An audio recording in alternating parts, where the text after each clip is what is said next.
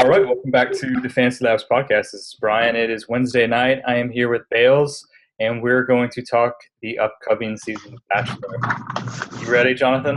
Yeah. That was a shock to me. Yeah, I'm ready. Yeah.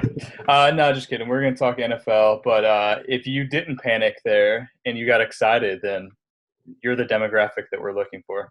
So, exactly. Yeah, thank you.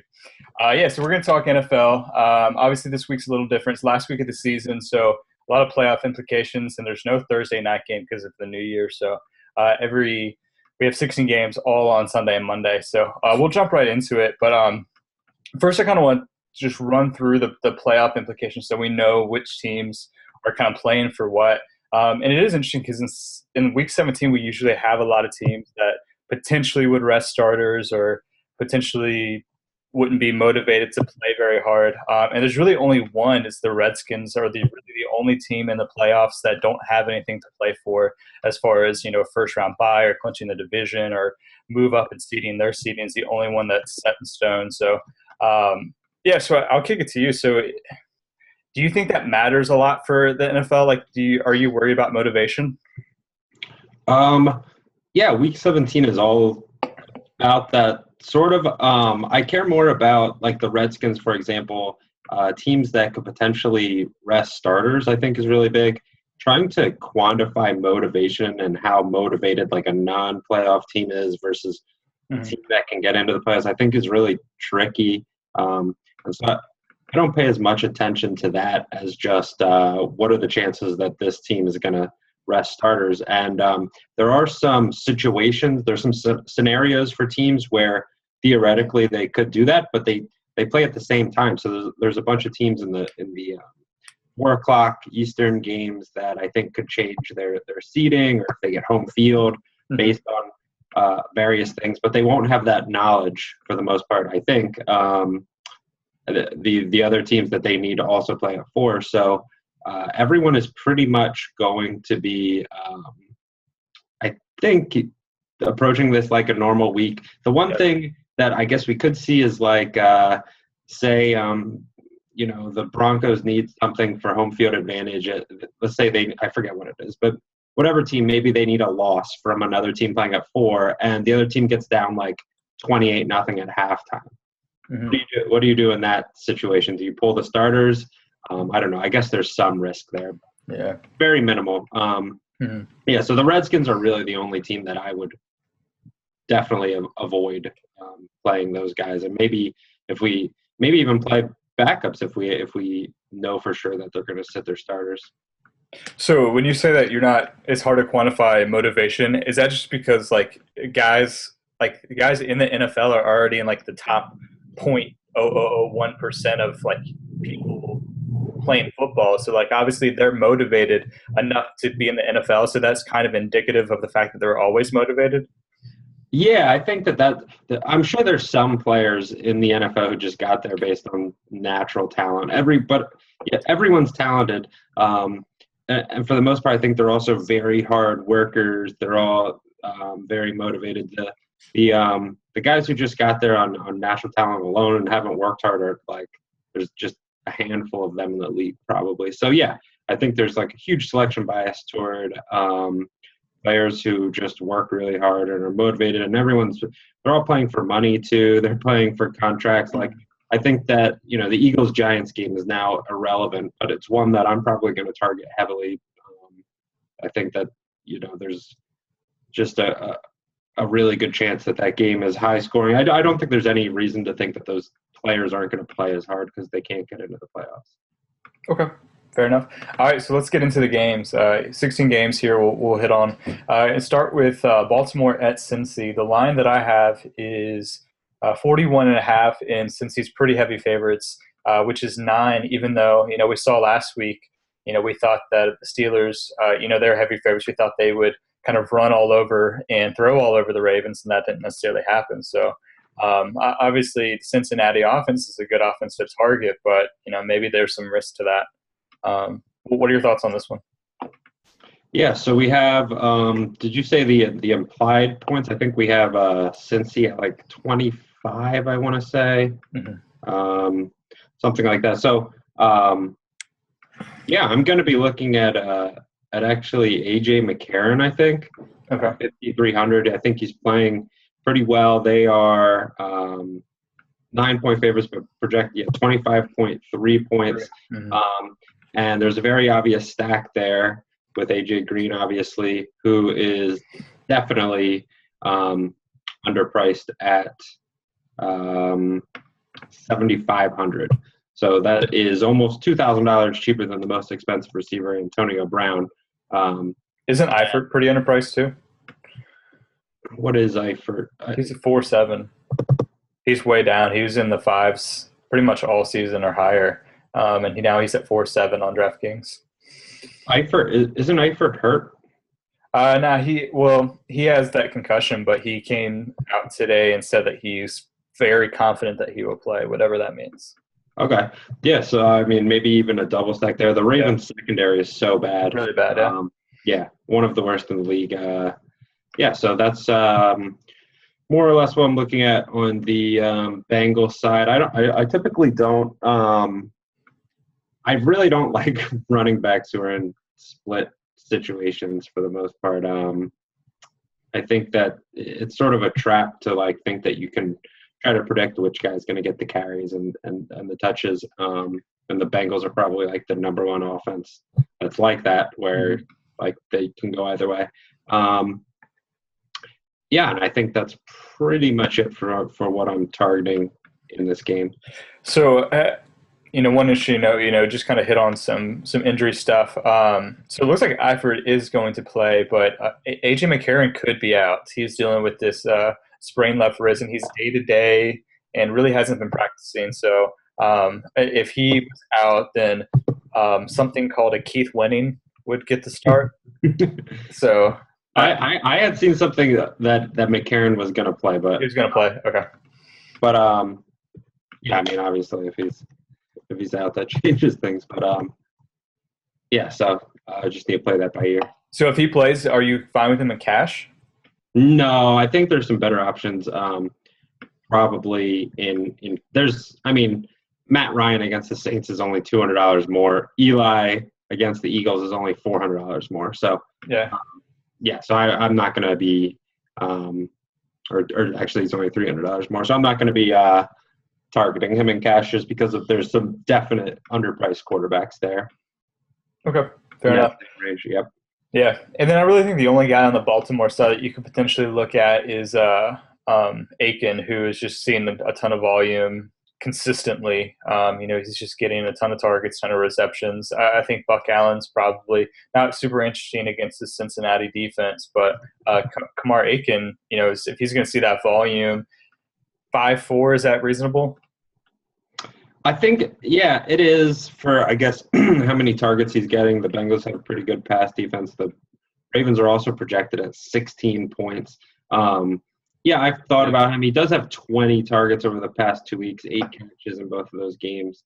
I think that you can look in, but there are some cheaper receivers who I like. We'll talk about, but even Martavis Bryant, and Jordan Matthews, and guys like that. Okay. All right, let's move on. Detroit at Chicago is the next game, and the line here. Pull it up here. 46 is the total, and a pretty close game. The spread is Chicago -1. I think it moved to a pick 'em. Moved to a clip now, so completely even. Okay. So obviously a lot of really injury news. Calvin Megatron wasn't practicing today. They put Alshon on IR. So really, most pass catchers and the skill players here are injured. Zach Miller didn't practice. So I think just kind of a lot of things up in the air as far as it's just hard to figure out who you want to target here because we're probably not going to know until closer to Sunday who's even potentially going to play. Yeah, I think Calvin should be good, right? I would guess so. Yeah, and then you have there's always, if he's playing, then Stafford to Megatron is in play, and then potentially pairing him with Golden Tate, who has been more popular recently. He's not generally my type of receiver. I'm probably not going to play him alone, but I would do something like Stafford, Calvin, Tate as a double stack in tournaments if I go that route. I've just been doing that so much more lately, stacking more of an offense, even pairing running back with the receivers. We talked about this, the Millionaire Maker winner who won with 5 Steelers in his lineup. So I've sort of changed my thinking on how stacking an entire team or a game might limit your upside. I think it probably doesn't as much as we think. So yeah, I'd be fine with Stafford, Tate, Calvin, assuming Calvin looks healthy. Okay. And for Chicago, I mean, is there really anyone that is – I mean, I think the implied total for them, seems like there should be some points, but Alshon's out, and Miller is kind of pretty quiet. We said that Calvin is questionable, but I think Calvin's more probable than doubtful. But I think Miller, I think he's probably fairly questionable, which kind of takes the 2 best receivers out of the game for Cutler.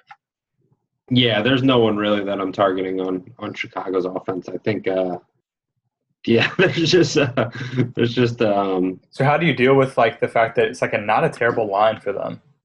Yeah, I mean it's about average, 22.8 implied points at the moment.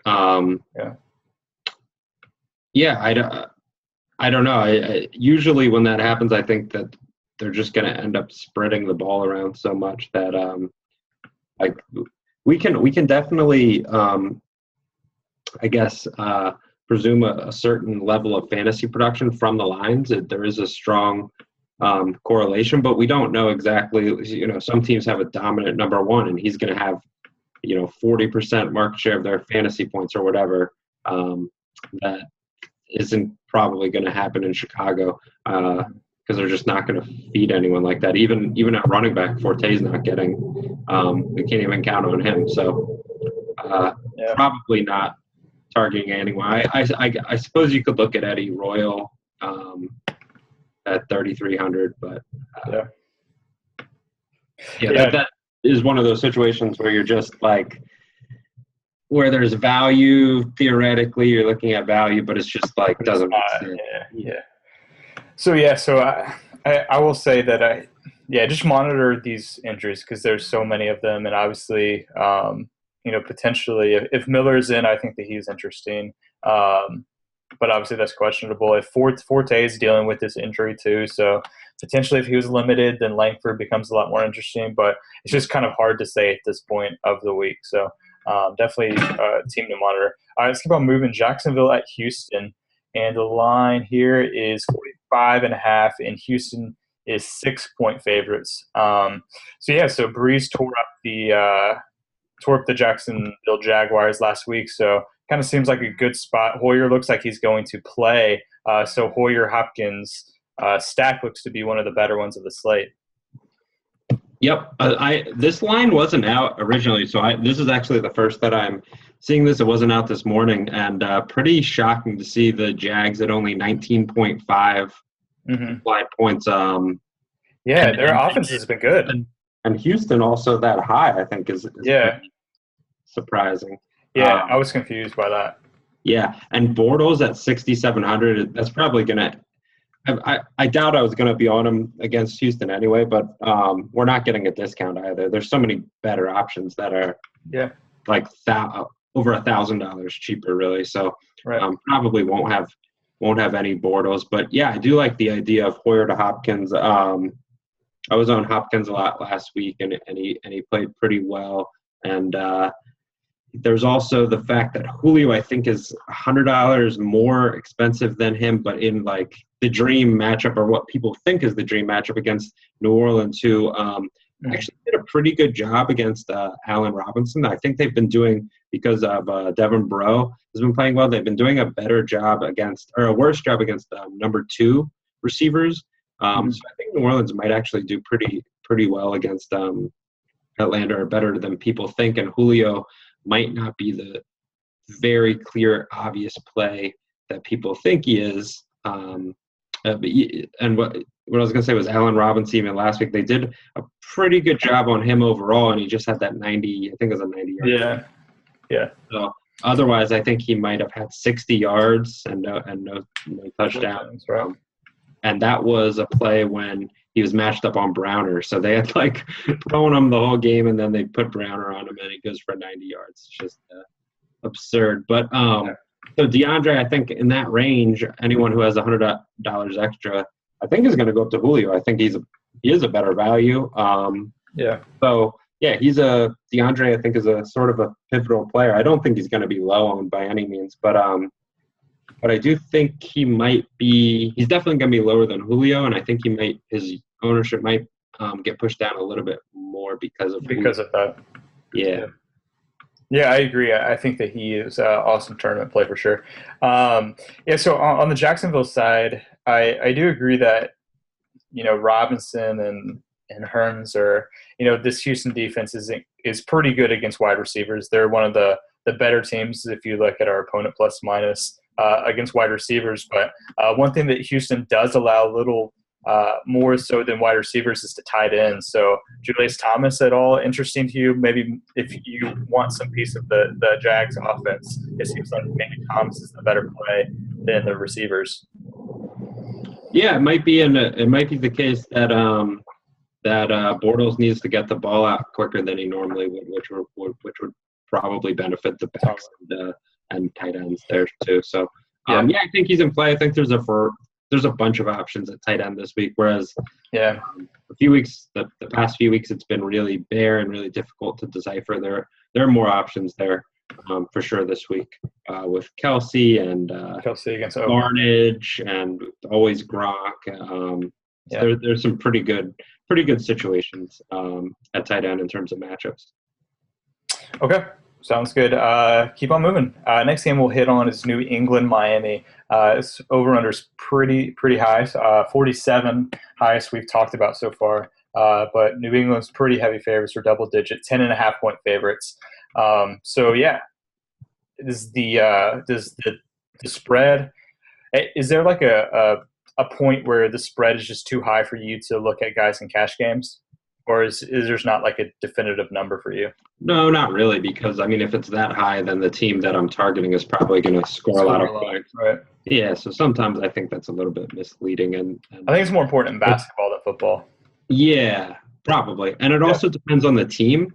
So some teams will get a 10-point lead, and then they are going to run the ball, and they'll change how they approach play calling. But then some teams, and the Patriots are probably one of these, probably aren't going to change their play calling until like 4 minutes left in the game or something when they're truly running out the clock.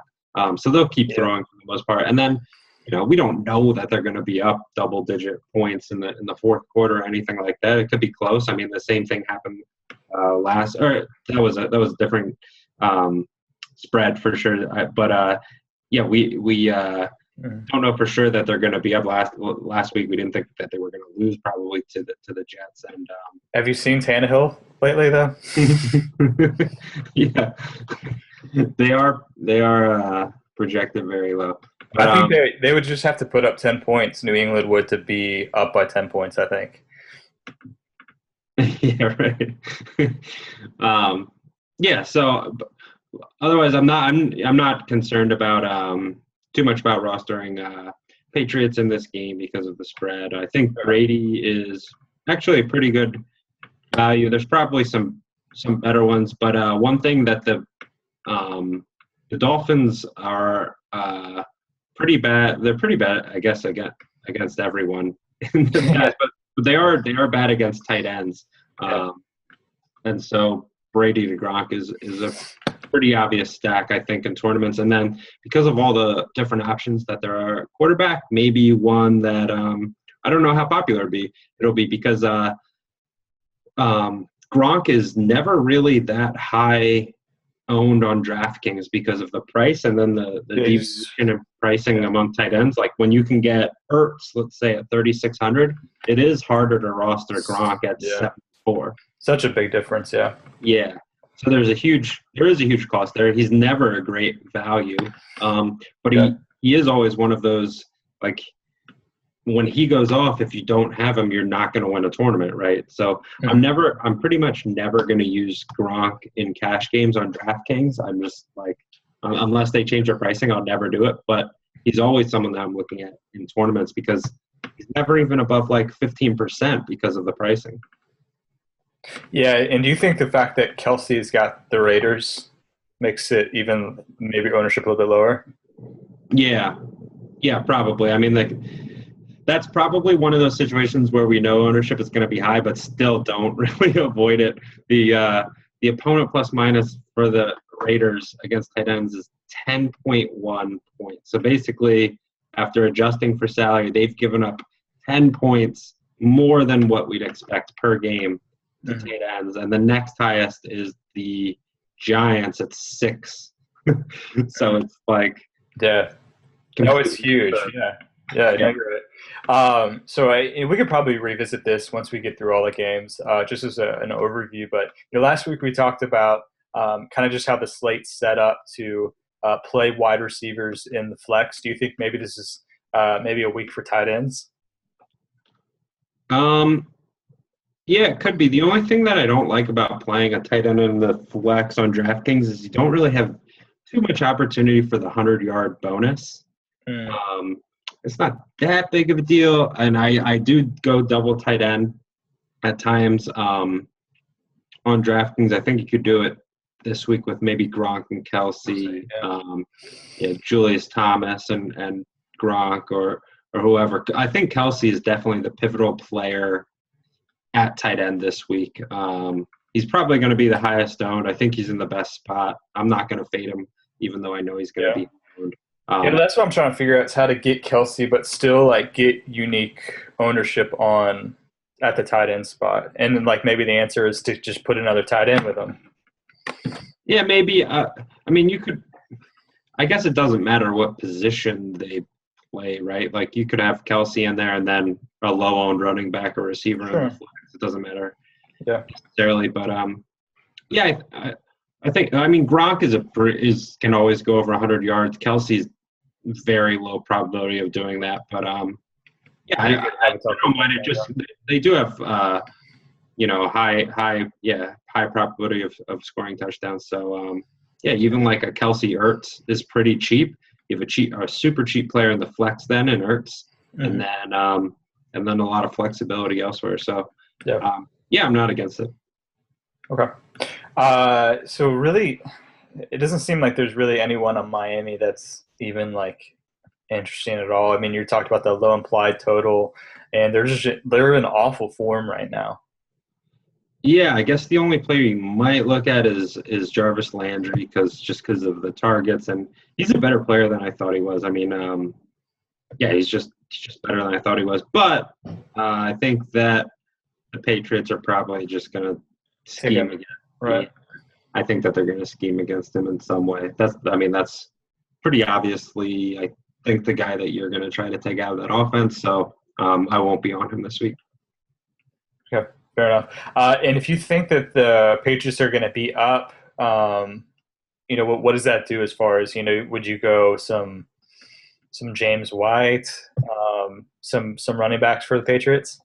Not James White because he doesn't get carries. He gets like one carry a week. Right. So I don't think that is I like James White in general. I played James White last week. So Bolden. See, the problem is Bolden and Steven Jackson are both involved. Yeah. I don't know. It's hard to pick one, Yeah. That's like the timeshare situation that I was talking about. I mean, both of those guys are near min price, so it's easier to do it. But I mean, so I play mainly tournaments, so they probably both offer value in some way. But it's just like you're not going to win a tournament when you get 60 yards and one catch from Steven Jackson or something, So it's just not enough upside. Yeah, I just care more about the upside. Okay. Let's keep on moving. New Orleans at Atlanta, and this is one of the juicier ones of the slate. Over-under is really high, 52.5. Atlanta's 4-point favorites. And really just kind of the theme of this year has just been, get pass catchers, get offensive players against the Saints.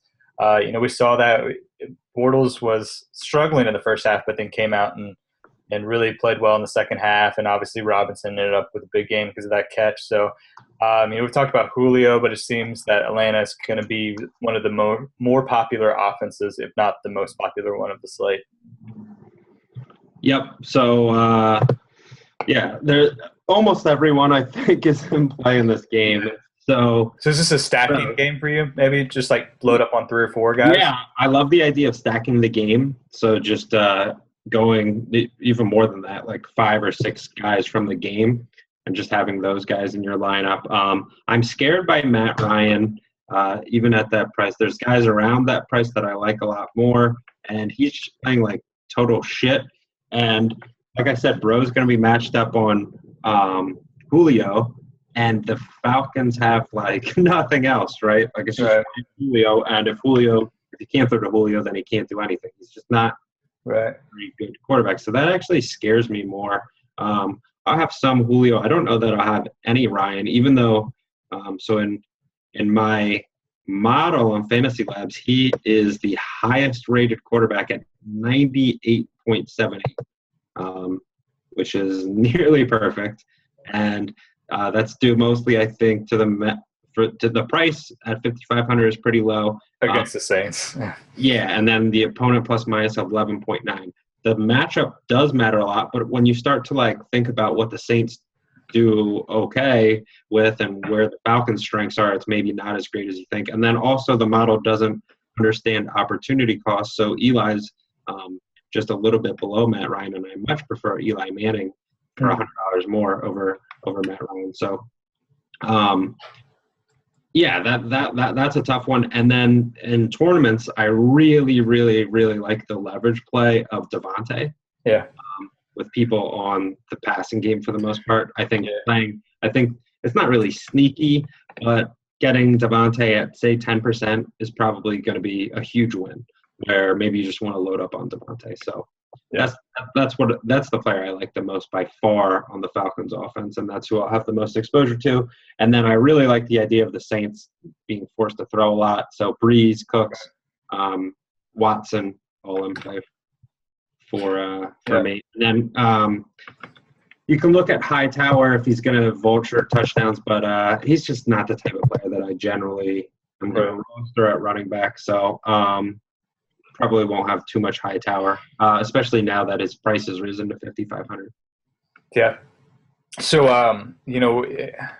so something that's been talked about maybe a little more recently, and we actually had an article about this on the site this week. It was just kind of the running back wide receiver stack, in negative correlation, something that we've been talking about really all year with a variety of our writers. So I think probably the most interesting one of the slate is Julio and Devonte together. I'm curious your thoughts on that in tournaments. Yeah, I'm fine with that. Julio's going to be ridiculously owned. That's what I'm saying. Like, what do you think the ownership of them together is going to be really low?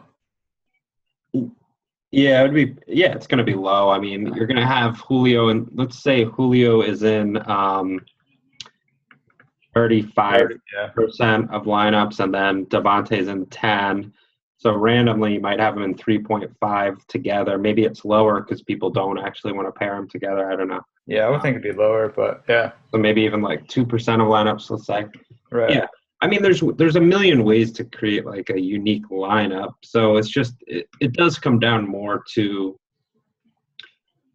the player. I think it's not like baseball where you stack 6 players from a team and there's ridiculous lineup overlap. We don't have that in football. So, I like the idea of playing Devonte and Julio together for sure, but I don't know necessarily that I do it as much for the idea of creating a unique lineup as I would for just the upside of the offense in the game. Okay. Yeah, I respect that. Okay, let's keep on moving. Yeah, I don't want to gloss over any of these games, but I think that one's pretty obvious. Just about everyone's in play with a total of 53, and we've seen what both of these, especially what New Orleans can do in their bad secondary, so it means the other teams is all in play. So yeah.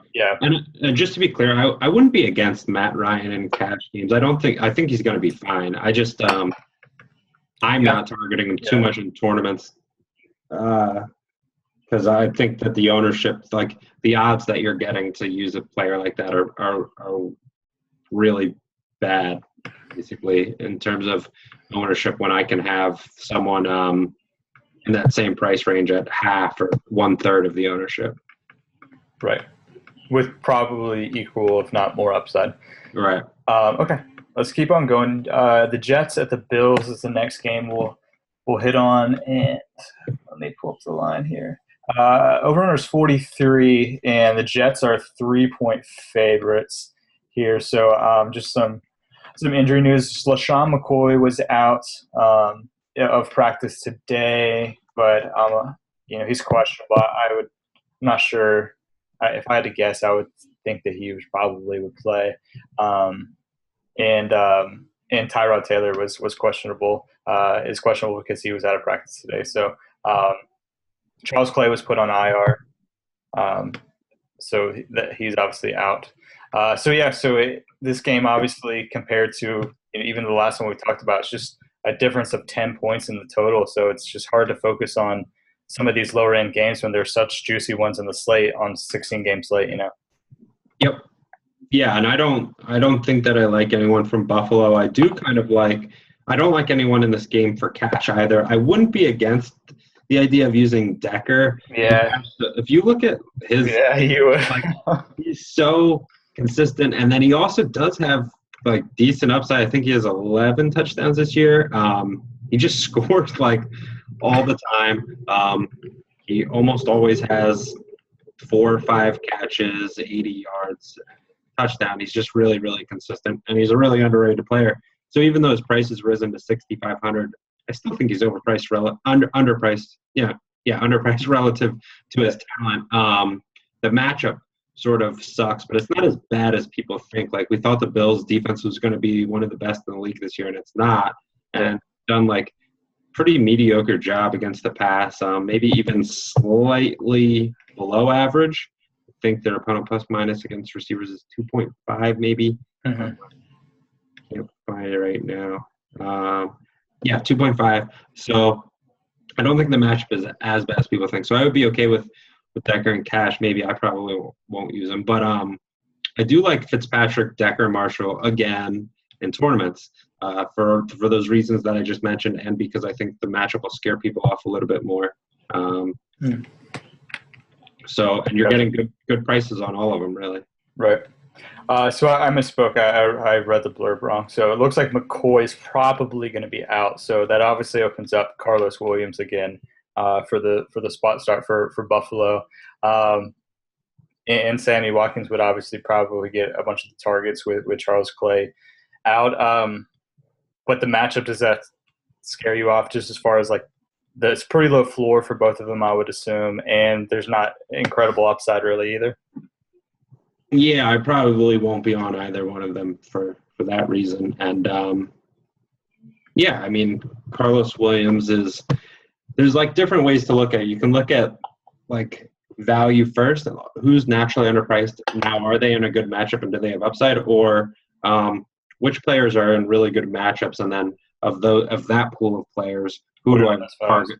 Okay. Yeah, and I think if you use the latter, you're not going to be on someone like Carlos Williams because he's very unlikely to have a good game against that run defense. Do you think those two mindsets are split up by cash and tournament mindsets? Yeah, probably. Yeah. Okay. And then the last guy, you talked about Decker because I think he's your favorite player in the NFL. He is. Yeah. But Brandon Marshall, obviously, we thought that New England would take him out of the game last game, and just a guy with elite talent, kind of overcame, and 7.9, he's probably pretty underpriced still, right?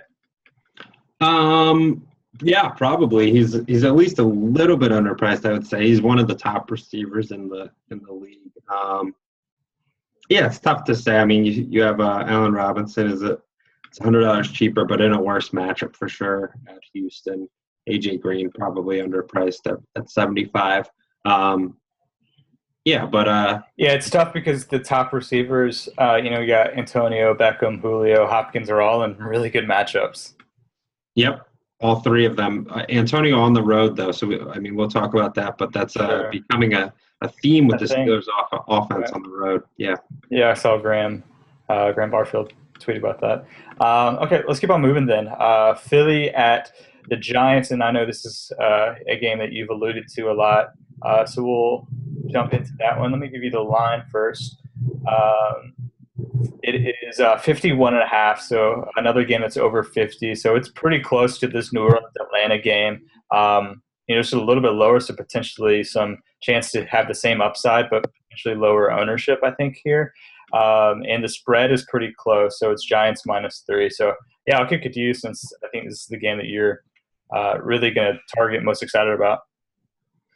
Yep, pretty much. I like everyone in the passing game on both offenses. So this will be a game that I stack. Eli, I think, underpriced. Obviously, a completely different player with Odell. Odell is maybe a little bit overpriced, actually. But $9K. Yeah, it sucks. But the Eagles are so bad against receivers, and they also are really bad at game planning against receivers. Like certain defenses, like the Saints now over the past few months have been so much better against number one receivers, even though they continue to suck against the pass and against quarterbacks. So certain offenses are probably better suited to take advantage of them than others, which is why I don't like Atlanta. Philly can't do anything like that. Like they just seem helpless.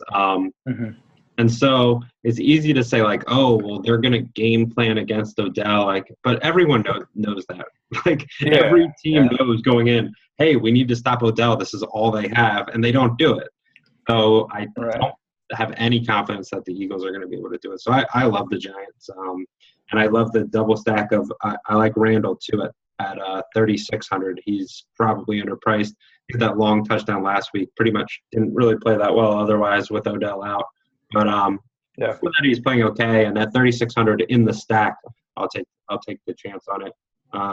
And then I mentioned Jordan Matthews earlier. I really like him playing really well lately, and he seems like crazy underpriced. But I think something that we have to mention and potentially think about is the head coach, Chip Kelly news. How do you factor that into your DFS process this week? Yeah, I don't know. I'm sure there's going to be some change, right? But I don't know that we know what it is. Right?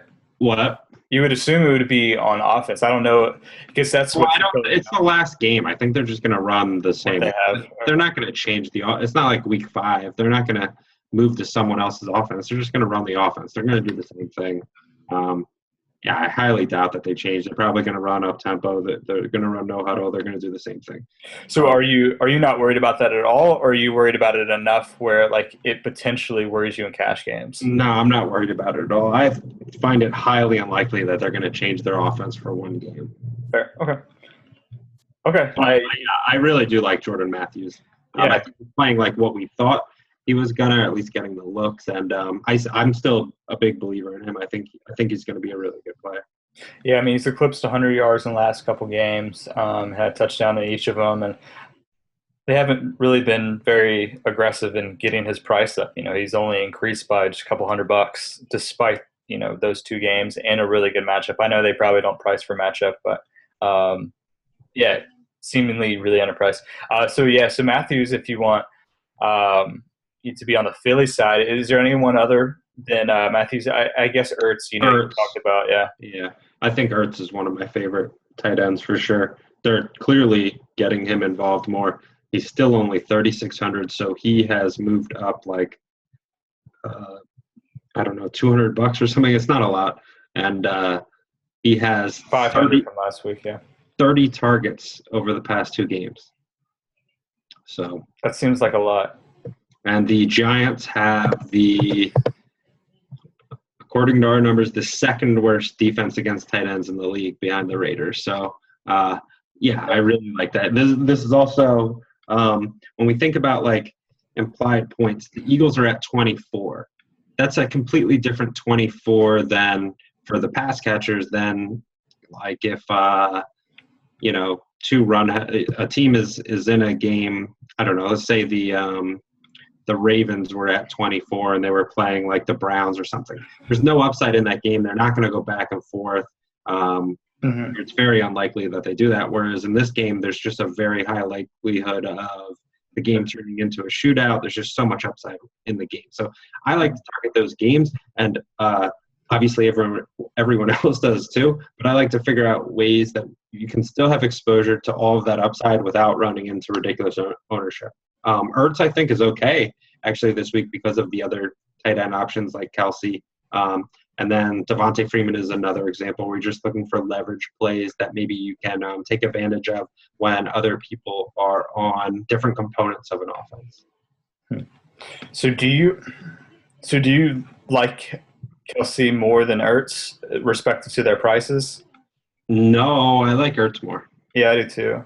But that's probably going to be not the consensus out there. Yeah, that's not going to be the consensus. I think that's a good example of why you should do your own thing, and like, yeah, you can be contrarian if you like just truly don't listen to other people and find values on your own. You're going to be contrarian. Yeah, and contrarian in a way that like is still comfortable for your process. Yeah, not that Ertz he's not going to be contrarian by any means, but he will be lower than Kelsey. I'm pretty sure of that. Yeah. Yeah, I think Kelsey's going to be like the very chalk cash play, where Ertz, I don't think he'll be a lot lower in cash, and probably in tournaments, even though it would probably be a little bit closer in tournaments. I'm 100% okay with Ertz in cash too. Yeah, I am too. Pittsburgh at Cleveland is the next game we'll talk about, and the line is 47 is the total, and pretty high spread here. Pittsburgh is 10.5-point favorites. Just kind of the continued theme of Cleveland being projected to score like no points at all. So I think this is an interesting game because I think there could be a lot of recency bias on how many people hate the Steelers right now after their dud last week. Yeah, maybe. I think that'll depend on the stakes. So cheaper, they'll be lower. Higher stakes, they'll probably be a bit higher. They probably wouldn't fall for it. Yeah. Yep. So Big Ben, Antonio, Martavis all on the table. I talked about it was Graham Barfield had put out a tweet about it. I've seen stuff for a while now about how much worse Steelers are on the road as compared to at home, and they are. I don't know if that was. I wasn't sure if it was just noise or whatever. Then I saw something, and I'm not sure if this is true, but that they are way less aggressive with like no huddle and running a bunch of plays when they're on the road. They just have like a completely different mindset. Mm-hmm. In which case, that would make a lot of sense why they wouldn't be putting up as many fantasy points. And if that's the case, that would be a reason to probably get away from them, at least in tournaments, if they're like just coming out way more conservatively on the road. So where are you leaning right now? It just depends on the player. I think Martavis is definitely very underpriced now. So he's cheap enough where where you're more comfortable with that risk. Yeah, 5,300. Antonio's tough. It's tough to pay for that, even in the matchup. And there's other risk too. Like they're 10.5-point favorites. They could just give it to D'Angelo a bunch in the second half. Martavis, isn't the type of receiver I generally roster in cash games, but I think I might this week because of the cost. 5,300. He's coming off such a bad game. 3 targets, 2 fantasy points. But before that, his targets were 14, 9, 8, 13, 10, 7, 9, 8, 8. So I'm not really too worried, even though he's not going to catch a high percentage of those. He's going to get enough relative to his cost and the upside of the offense that they're probably going to score a lot of points, that I just think he's probably at least $1,000 underpriced. Yeah, I would agree with that. So I would guess, and I would probably need to run a trend just to be sure of this, but I would assume that D'Angelo would probably be less volatile of the home road splits. because I think that he's fairly safe. Like when they're scoring a lot of points and going up tempo, like I still think he has value at home, but then away when they kind of rely on the run game and let go less up tempo, then obviously that's like for him. So it seems like he's probably consistent really either place, right? Yep. Yeah, I would think that makes sense. So we'd have to look at that. But D'Angelo also underpriced. So there's a few of the backs, I guess, that we're talking about who we like in cash. I think D'Angelo is right up there. You have Devonte, who I actually like in cash. And I think you could even look at someone like James White, even just because of the targets and the cost. Sure. Okay, and then on Cleveland's side, it looks like we're going to have Austin Davis starting. So I would assume that takes you off most Cleveland players. You mentioned Barnidge earlier, so I'm curious about your thoughts on him. But it seems like Pittsburgh defense is a really good play here, obviously. I mean, it's not crazy. Yeah, and Barnidge would be only in tournaments. I mean, it's the same price as Kelsey. I don't know. You can't play him ahead of Kelsey in cash games, I think. So I don't know if I'll have exposure or not in tournaments, but you could. There's guys. You'd be really low on. I'll say that. Yeah. He'll be Austin Davis. Yeah, probably going to be at like 3% or 2%. Yeah. Pittsburgh D. You agree with that? Yep. Okay. Let's keep on going. Tennessee at Indy, and the line here is no total that I have, but we do have a spread. Indy at 6-point favorites, and I think a lot of that just has to do with I don't think either team really has any players that can play. Dez got put on the IR. We know about that,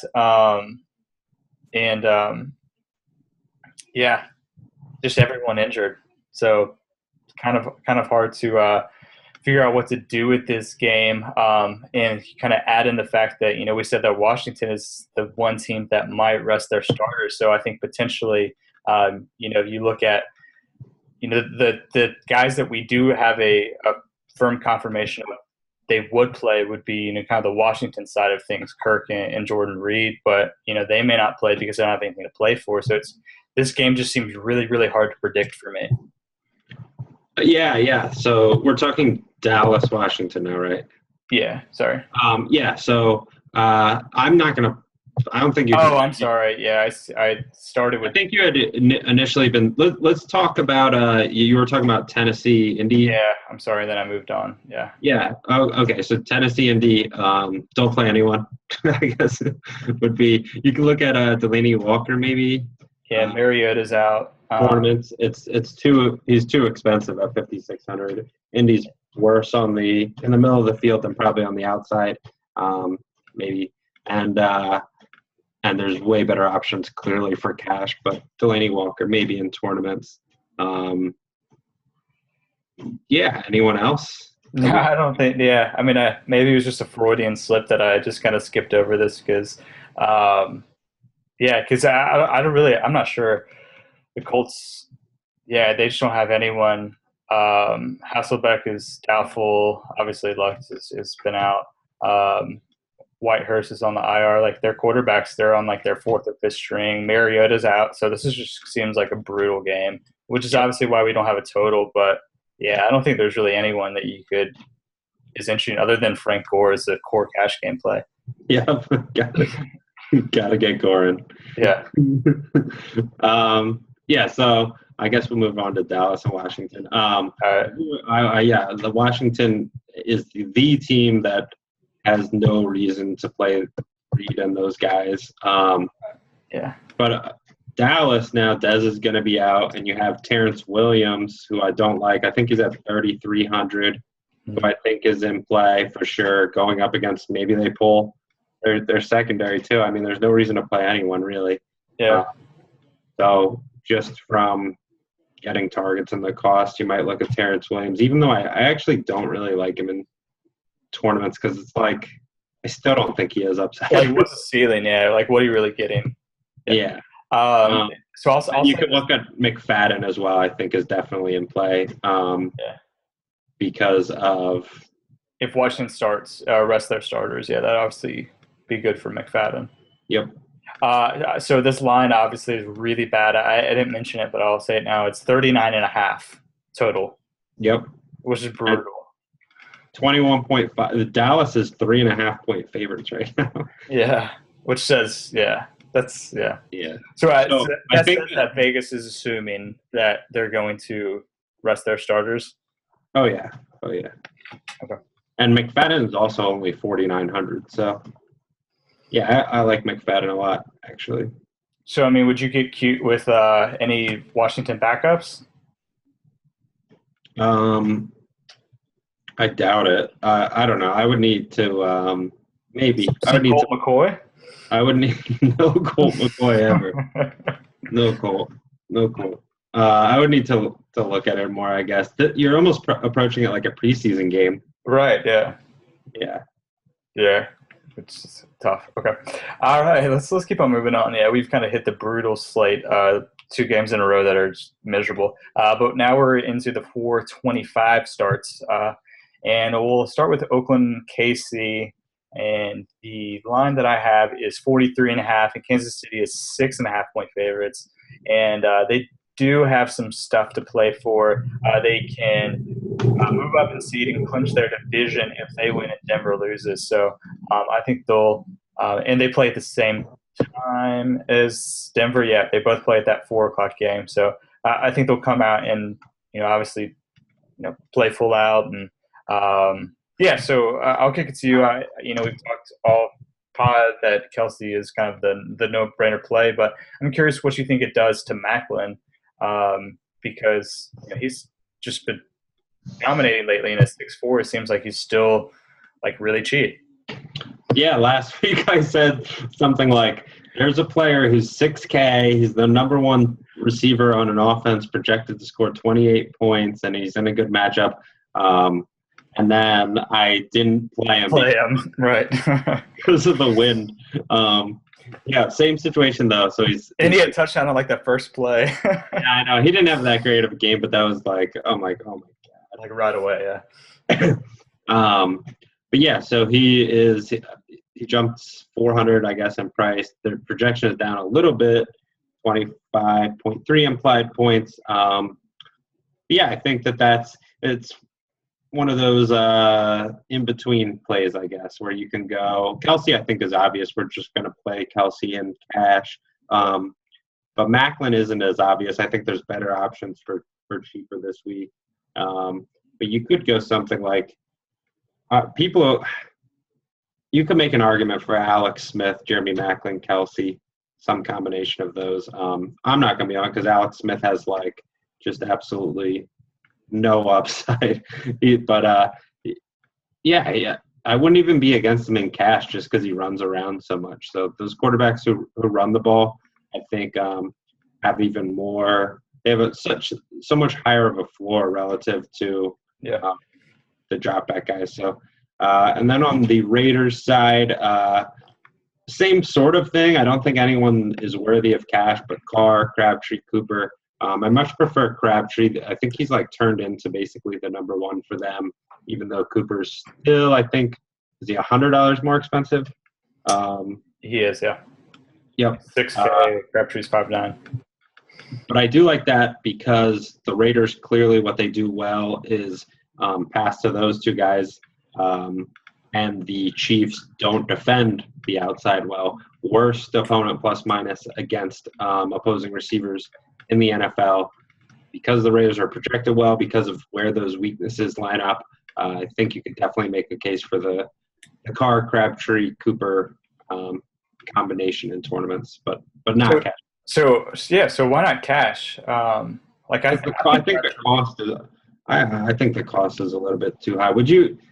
Maybe Crabtree, I guess. Yeah. I wouldn't be against it, but I'd prefer Jordan Matthews at 47 or whatever he's at.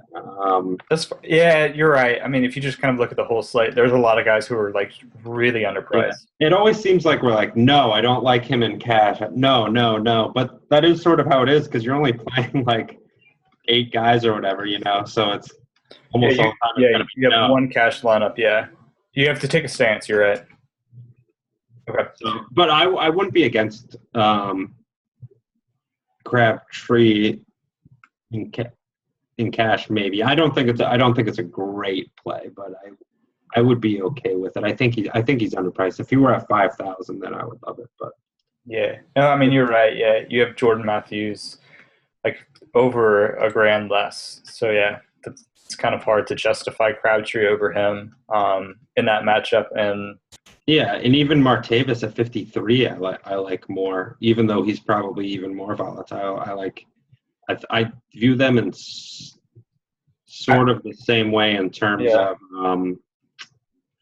they're different types of players, but I guess in terms of their range of outcomes, I think it's probably similar. So Martavis at 600 cheaper is probably a bit better.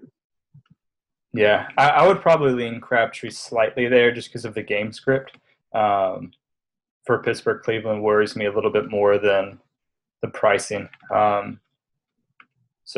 But yeah, I think it's close. And the fact that, you have a lot of the guys and below that with Matthews and some of these other lower price receivers, you probably don't need to go Crabtree. So, okay, sounds good. Let's keep on moving. San Diego at Denver is the next game. And line here is 41, and Denver is really, really big favorites at 9. So, they have something to play for because they play at the same time as Kansas City does, and they just need to win to clinch division and get a high seed. So, so obviously they'll come out and play. So, what are your thoughts on them? Even though the matchup isn't great, I still think Demarius and Emmanuel are both underpriced. That's basically all they use in the passing game. Emmanuel is a good receiver. Demarius is a great receiver. It's amazing he's 6'7". Yeah, so you're getting if he were in a different situation, I think we'd still be talking about him as like a top 5 receiver in the NFL. He drops passes, but I think that sometimes those guys who drop passes, it's like that's a very obvious thing that we can point to that where they're messing up, but it's not as bad as what people think. And I think that Demarius is still. Yeah. I can't name maybe 4 or 5 receivers who I'd rather have ahead of Demarius, but it's a short list. So when you're getting a player that is that talented, who can score, is on an offense that is probably going to do pretty well, I think. They're motivated. We had talked about there is a scenario, I think, where Denver would theoretically rest their starters, but they're not going to have knowledge of what they need to do because I forget what it is, but they play at the same time. If Kansas City was losing by a lot at halftime. Yeah. But I mean, what are the odds of that happening? Right. So slim, yeah. Yeah. So, that's pretty much what I'd be looking at in this game. And then maybe the Denver defense going against Rivers, who they can get after, and he is prone to probably making some bad decisions, or he's one of the quarterbacks who will definitely force the ball late in the game, whereas others aren't going to. He's just like a super high variance quarterback. He could have a huge game and put up 35 points, or he could throw 3 picks. Yeah, I agree on that. So is there anyone for San Diego? I mean, obviously this is a brutal matchup, and they've been bad on their own, let alone in matchups. But if you do think that Denver's going to come after Rivers, does that make Woodhead interesting in tournaments, or maybe Antonio? I don't know. Or just stay away. I'm going to stay away. I think that Woodhead is – how much does Woodhead cost? He's 5,000. Yeah, that's too much. That's too much. Yeah. No, you're right. Okay. Let's keep on going. Seattle at Arizona is the next game. And the line here is 47, and Arizona 6.5-point favorites. So spreads I think a little bit higher than what a lot of people are expecting. But Arizona is really good, so kind of seems like a fairly tough matchup for both teams, I guess. So is that what your thoughts on it? That it kind of brings everyone down maybe a little bit? Yeah, it's not a great matchup, but I like one stack in tournaments, and that's Palmer to John Brown. So Palmer is at 6,500, so he's dropped in price probably because of the matchup. It could be he was okay last week. The week before he was bad against the Eagles, mainly because David Johnson stole all of the touchdowns. But otherwise, he has. I believe he's only underperformed his salary one time this year, and that was in the Eagles game. Yeah. So I'm not as worried about the matchup. Isn't great, but the Seahawks are still projected very well. We're getting a discount on Palmer, and they also are going to do better, I think, on the Fitzgerald isn't on my radar just because I think he's fading because of age and being late in the season. Floyd normally would be, but I think that they're going to do a pretty good job on him. But John Brown, potentially in the slot, I think could have the potential to give them the Seahawks some trouble. So I kind of like the situation. Yeah, so I like the Palmer to John Brown contrarian stack. I think the most. Okay. Gotcha. Yeah. Okay. In Seattle, this is obviously a really tough matchup against a really good Arizona defense. That played, has just been playing really well last week, and well of late. So is it take you off of these guys, even though they've shown that they've had a really high ceiling, especially? I guess Russell hasn't been that great in the last couple of weeks, but Baldwin continues to crush. Are any of those guys interesting to you? Not too much. Russell's too expensive, and Baldwin. Baldwin is now 6,700. Yeah, it's like Demarius price, which is just great. Yeah, and not in a good matchup. Yeah. So yeah, not on those guys. Russell, I think, is 7K too. So, yeah, I think that they're all pretty much overpriced at this point. Yeah. I do think that. Yeah, probably these guys are probably just about all these players are overpriced relative to their matchup. So you'd have to overpay for them a little bit in tournaments just to get their probable low ownership. But yeah, I don't think there's really any good values in this game. No, there's not. Even John Brown is 51, so it's not prohibitive, but it's not a great value like a Martavis or Jordan Matthews or something. Yeah. Okay, and let's keep on moving. I know some of these recent games have been kind of boring compared to the middle ones with the over 50. And we got another one, St. Louis at San Francisco. And this total, not great, 37.5. St. Louis is 3.5 point favorites. God, yeah, that's just really bad. The over-under is just so low. I think that, Todd Gurley's still interesting just because – I don't know. San Francisco is pretty good at run. Their run defense is pretty good at home. So even that's not a great matchup. This is just tough. Are you kind of fading this game altogether? Yeah, for the most part. But I do think that Gurley is in play because now everyone is off him. He hasn't played well. The over/under is going to scare everyone away. Where maybe his price is really high. Gurley? Yeah, 7.4. 74? Yeah. Yeah. So it's a super. That's definitely going to be a contrarian play if you like Ertz and maybe you're playing Terrence Williams and Jordan Matthews and just going cheap overall. Then you pay for Gurley, who's more expensive than AP. He's $300 more than D'Angelo. He's going to be very low owned, but it's not like his situation isn't that bad. He's going to get a ton of work. We know that he's still getting 20 touches every game. They're the favorites. So I think that's probably – I'd prefer that he were a bit cheaper because I still think he would be low owned. But, that's not a bad, leverage play on sort of like public psychology with everyone off of him now. I don't think anyone's thinking about Gurley. I don't think so either. So maybe one of the most interesting guys from this game, even though no one's like really, really interesting, is Tavon, because I would assume that there's going to be a lot of punts. Who is that? Tavon? Tavon Austin, yeah. Yeah. So like he's going to have a lot of chances to like potentially get a return in tournament. I don't know. So you could pair him with the Rams D and hope for a correlation play. I don't know. Yeah. Well, if you play Tavon, you better be playing the Rams D. Yeah. Rams D, yeah. I don't hate that, I guess. Yeah, don't make it Tavon. Yeah. I actually had never thought about or not too much, just like the number of punts and the number of returns that a guy's going to get. So yeah, that's probably a good point.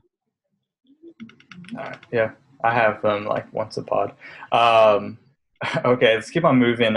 2 more games left. Tampa Bay at Carolina. And the over-under here is – where is it? 46.5.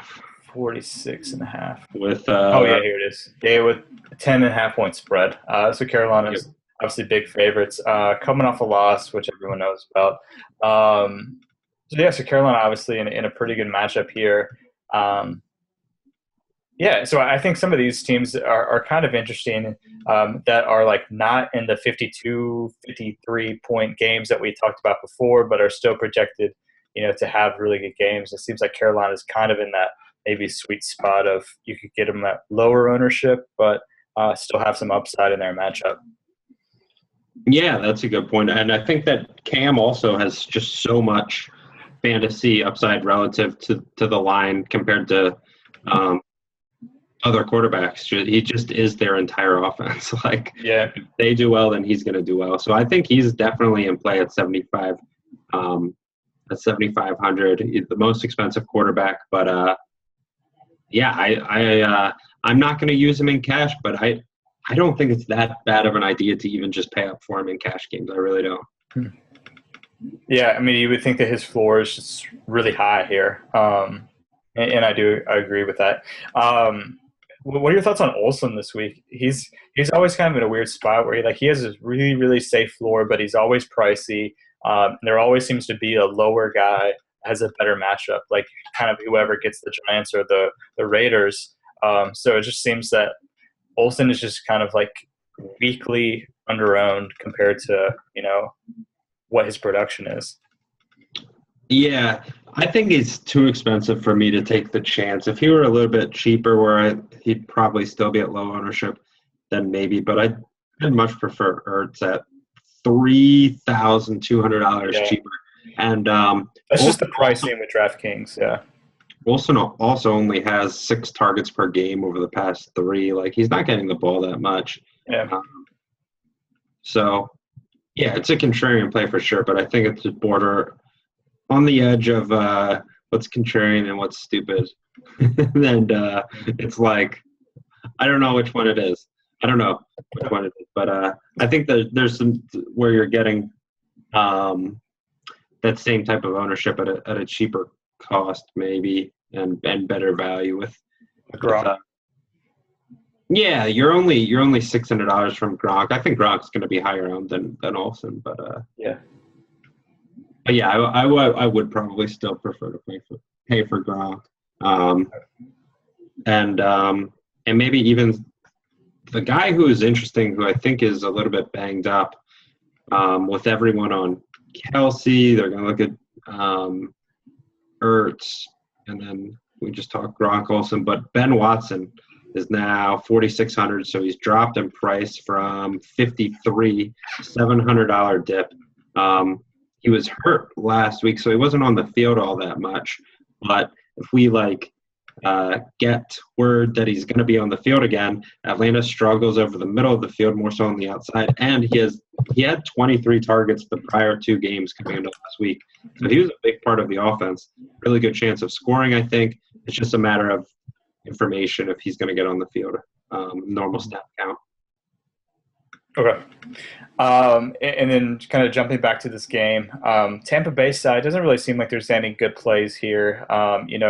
Vincent Jackson's out, so we probably would like Mike Evans in the spot, but I would assume he would get the Josh Norman treatment, which kind of takes him out of play. And so that would potentially, the only really other guy that we're looking at is Doug Martin, but he is obviously a tough matchup, and they're just such huge dogs here that I don't think that there's just too much risk, and he's just doesn't get any work in the passing game. I mean, he's averaging like a reception a game, if even. So like if they get down, then he's out of the game really.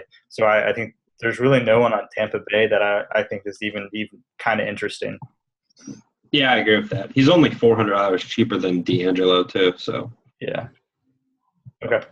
All right, let's move on. Last game, Minnesota Green Bay, and the total here is 46, and Green Bay's 3-point favorites. And this one does have implications because Monday night, whoever wins wins the division. So important game. We would expect both teams to come out and play. AP is an injury. He didn't practice Wednesday, but I would assume I think he's probably going to play. That's what I would guess. So I would assume that each team is at full strength.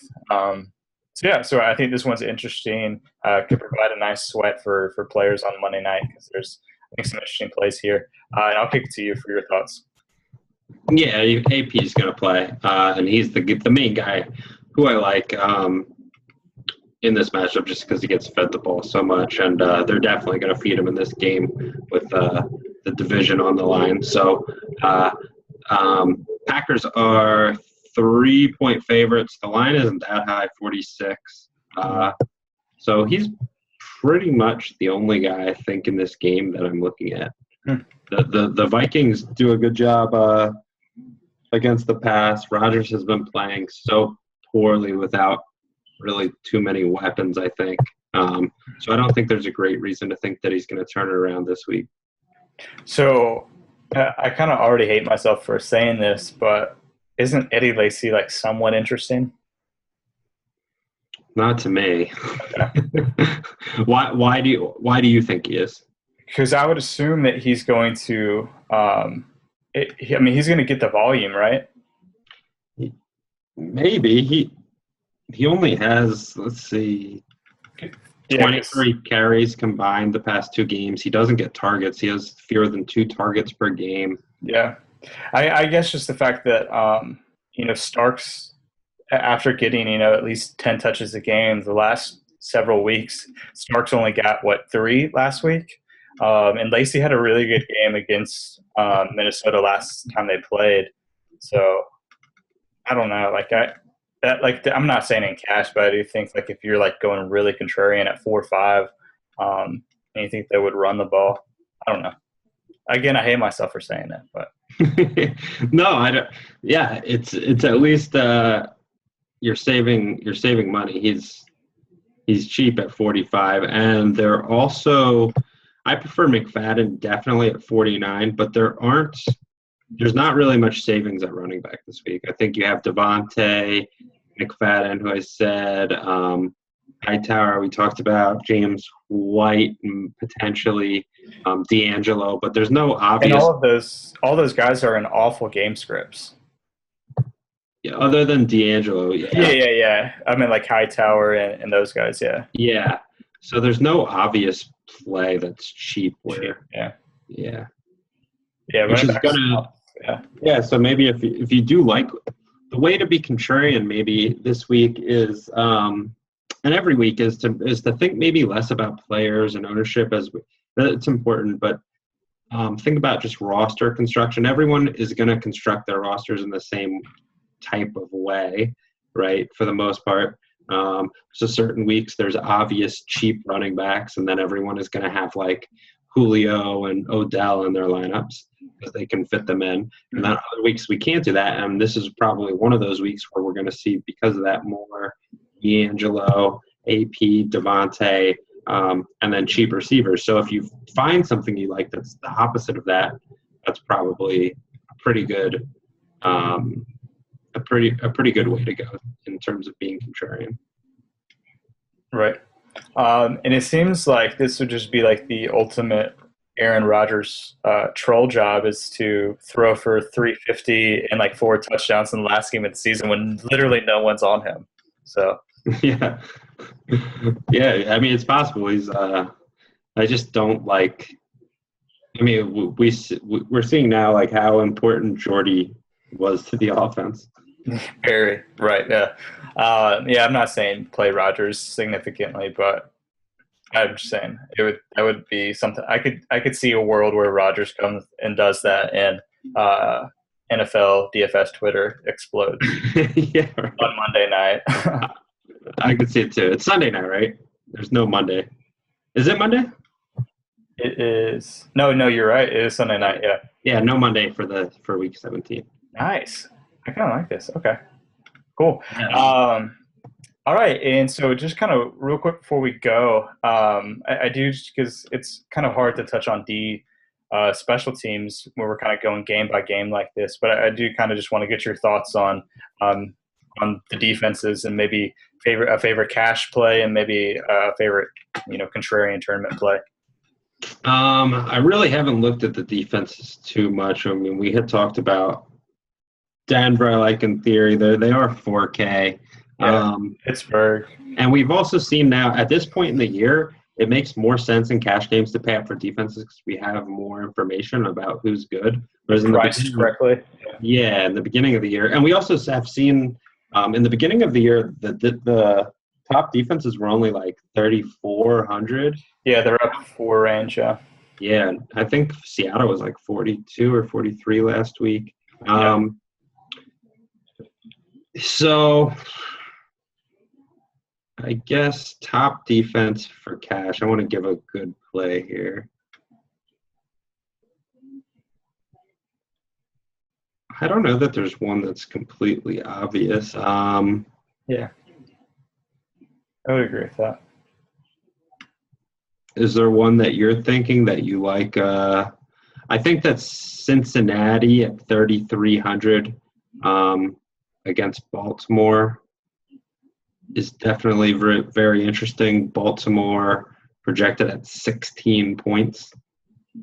Yeah. I mean, I don't think there's not really an obvious one that I think is going to be like the highest owned by far. I think there's just a lot of like pretty good options. I mean, you got the Rams down at 3K, and then if you kind of just scroll up from there, I think there's some interesting plays. Yeah, Cincy. You have Pittsburgh against Cleveland. They could obviously Cleveland could get down and throw some picks. I think Carolina's fine. They're a little bit pricey, but yeah, Pittsburgh probably is the best matchup, but not actually a really great defense. Yeah, that's the problem. Yeah. Whereas like Carolina does have a great defense, and Denver has maybe the best defense in the league. Seattle very clearly a good defense, and even Cincinnati, pretty good defense relative to Pittsburgh. Yeah. Okay. And what about Dallas down here? $2,100 against Washington, potentially against the starters, against the backups, maybe a tournament play. Yeah, you know what? I kind of like that. I didn't even think about that, but probably not a bad idea. Yeah, interesting. Yeah, I like that. I would assume pretty low owned too.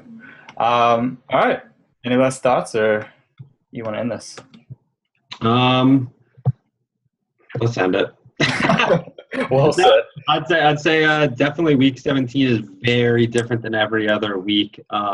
Just thinking about this one's a little bit. We do think that every team or most teams are gonna be playing their starters and stuff, but definitely think about situations where guys might get pulled or where a team might not have that much motivation. They get down 14 or something, and then they just aren't as motivated as they normally would be. So.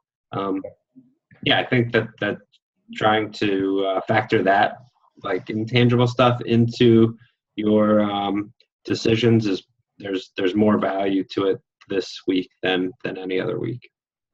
Cool. All right. Well, we will end it with that. So good luck. Thanks for listening this season. We'll obviously have content for in the playoffs as long as there's DFS. We'll continue to have content, but. Since this is the last regular season game, I will say thanks for listening and subscribing and watching. And hopefully you guys end the season on a good note this week. So thanks again, and we'll talk to you guys down the road.